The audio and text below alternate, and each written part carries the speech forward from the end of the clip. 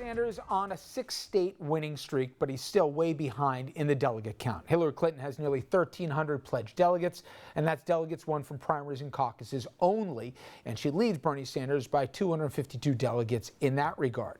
But if you include superdelegates, Hillary has now 1,748 in total and a bigger lead significantly in that respect than Bernie Sanders. Now, those superdelegates are getting a ton of attention this year, and we wanted to speak with one to see how the process works and how they work with the candidates. Stephanie Miner, she's a Democratic Mayor of Syracuse.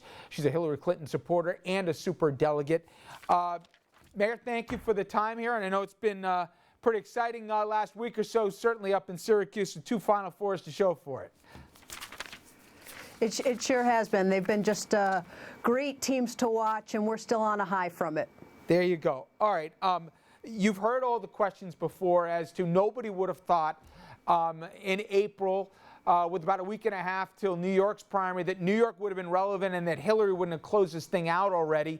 You have an interesting perspective, obviously, with a huge base of young people in your city. Why has she had so much trouble convincing not only that part of the electorate, but closing this thing out? Well, look, I think you are seeing a full-blown policy debate.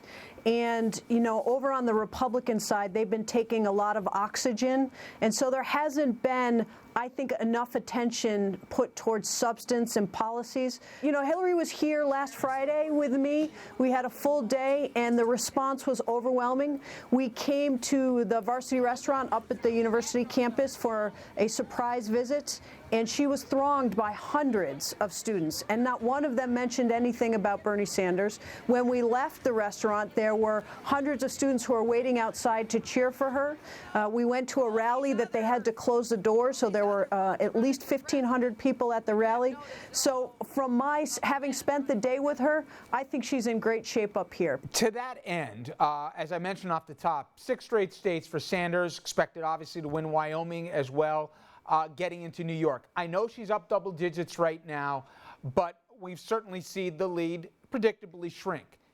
Is this a must state for her? I mean, think about what we said about Rubio in Florida, about Cruz in Texas, about Kasich in Ohio. Conversely, does Hillary have to win this, or is this a huge issue if she can't close her home state? I think that Hillary Clinton is going to win New York, and she's going to be the nominee of this party. And the rest of this kind of, you know, the caucus states and white states and how many has he won in a row and those other things, what matters are delegates. What matters is math, and the math is simply not there for Senator Sanders to catch up in that. Let me talk about some of the math and specifically superdelegates. Now, this might sound like Schoolhouse Rock a little bit for those old enough to remember it, but you know, when people look at the number, Mayor, and they say, wait a minute, she's got 460 X pledged delegates and Sanders has got how many? How do they know when the states haven't even happened yet? Explain as a superdelegate how this works, how long this process takes in terms of how long you've been wooed for, the conversations.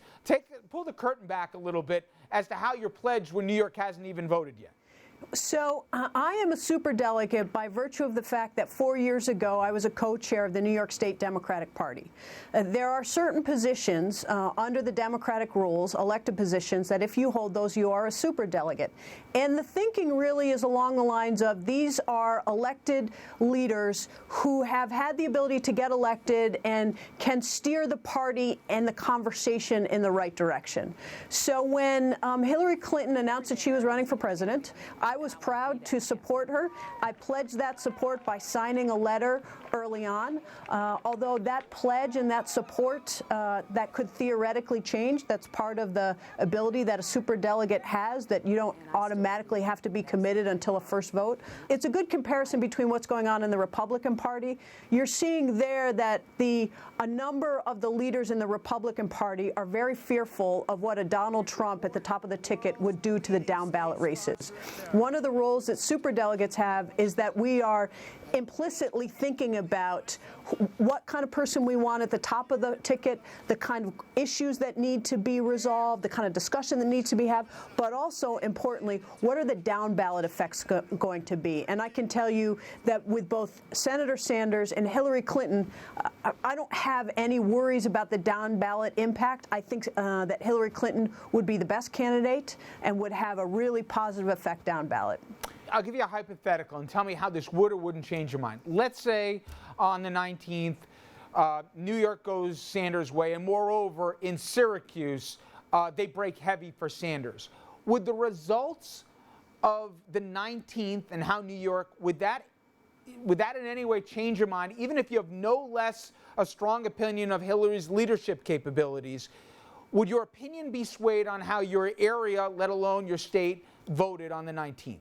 Look, I don't think so, but that process happened in 2008 with a number of superdelegates when the race was between Barack Obama and Hillary Clinton, and you saw that process unfold then. So I don't think it's going to happen with me for the sheer fact that I don't think that hypothetical is going to happen, but that's part of why superdelegates have the role that they have and the ability that they have, because those are the kind of things that we need to think about. Well, I will see you in Philadelphia at the convention. I don't know if it's going to be as exciting as Cleveland promises to be, but nonetheless, I'll see you there, Mayor, and thank you so much for a few. I appreciate it. It's always a pleasure, Rich. Thank you.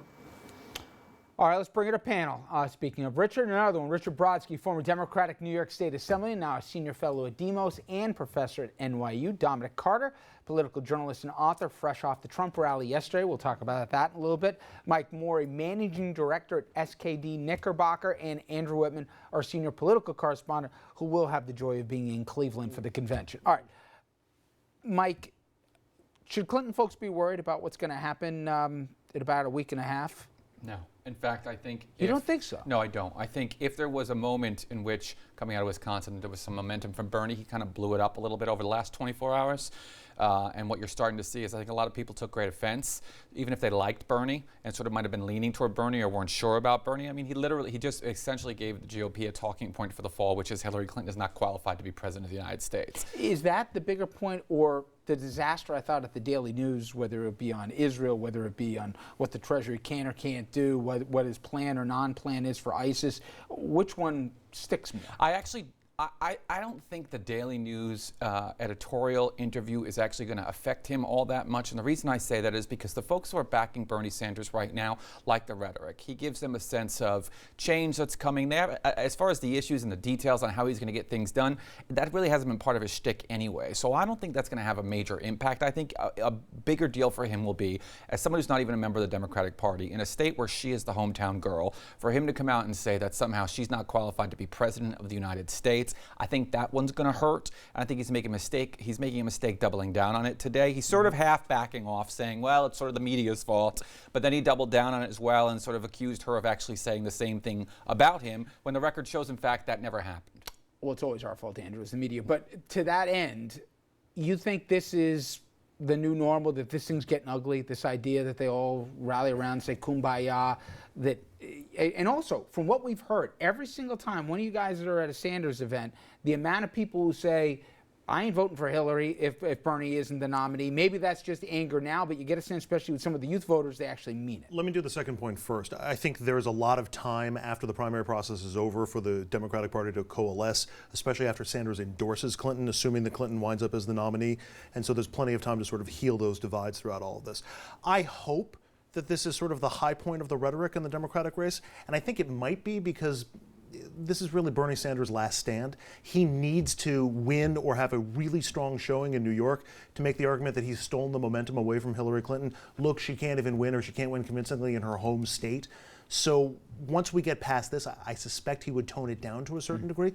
But that's why I think he's elevating the rhetoric. And I actually think it would be that Hillary Clinton would be well served not to meet that and to sort of let it go and take the high ground. Dom, you were there in the South Bronx when they got close to 20,000 people. And the turnout surprised, not just the turnout, but the faces. Wasn't just white folk, right? You were with these guys here? I mean, the polls are saying that it's 13, 14 points of a spread. Does he have any chance to surprise? Yes, I don't buy that. Maybe I'm wrong, but I don't buy that Hillary Clinton will have a double-digit victory in New York. I'm telling you, Sanders supporters are enthusiastic, and I don't know if Hillary's folks are as enthusiastic. And for example, black voters, traditional core supporters for Hillary, where's the energy? I'm not seeing it.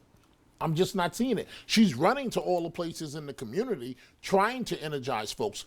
Don't sleep on Sanders. And I'm not ruling out the possibility that he could win New York. I asked you both the civics question and a practical one. Hypothetically, Sanders surprises. He's already won 6 states in a row. He'll probably win Wyoming on Friday, okay? And then comes into New York. Let's say he wins. I heard all the arguments that Stephanie said, which said, you know, we have a chance to change our mind, all the rest. Will there be pressure on superdelegates to say, the momentum's with this guy going into Philadelphia? Who gives us the best shot to win? And is it right that they, in effect, ignore the will of their electorate in their home states here and vote the other way? Yes and no. I like that. A soundbite from you. Don't worry about momentum. This is about a hard count. If Bernie can't overtake her in the hard count for elected delegates, there's no real prospect of pressure being brought on the superdelegates. And that, you know, he does very well in the caucus states. She tends to do very well in the primary states. So let's all slow down. Second of all, the superdelegates are not there to take the views of voters. They're there to exercise their own independent judgment. You cannot like that, but that's where it is. Especially with, let's remember who appoints them, but okay, and how they're decided and how they're chosen. I mean, it's the bigger question is whether Bernie is reaching out to voters, and I happen to think he is. This is a direct line back to Occupy Wall Street, which was a New York phenomenon. The message about the rich and the 1% is resonating. I think Hillary's been tagged unfairly on a lot of things, and some things not so unfairly. And you know, if all she's ahead in her home state is 13 or 14 points at this stage, it's a fluid race. So I wouldn't go home. I wouldn't wrap this thing up yet. The campaigning will matter.